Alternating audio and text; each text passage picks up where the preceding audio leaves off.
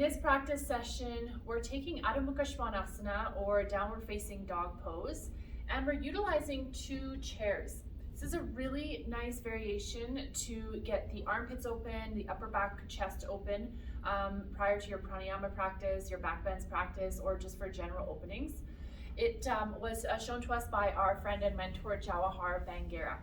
So you can see I have my mat at the short edge of the mat at the wall, and I have the chairs on top of the mat, the inner chair legs on top of the mat. And I have a little bit of space between the chairs, and this is going to be for my head. Now you have a couple of options for the hand position.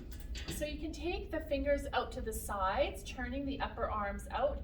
This is good support for those that have stiff shoulders or those that have any shoulder injury. Otherwise, you can turn the fingers so that the fingers are up towards the ceiling.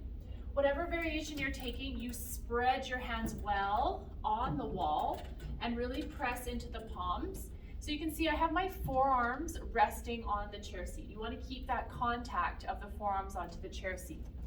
Then you take your knees back, curl your toes under, and then come up into your Adho Mukha Svanasana.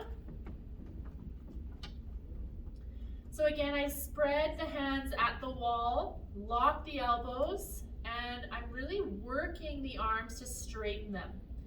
Now you'll start to feel a really great opening in the upper back. Then I send the inner thighs back, lift the sit bones up towards the ceiling, open up the backs of the knees, and see that the head is in line with the neck and spine. You can stay here for a few breaths and then release and repeat. And you can repeat as many times as needed to get your desired opening. So we wish you happy practicing, and namaste.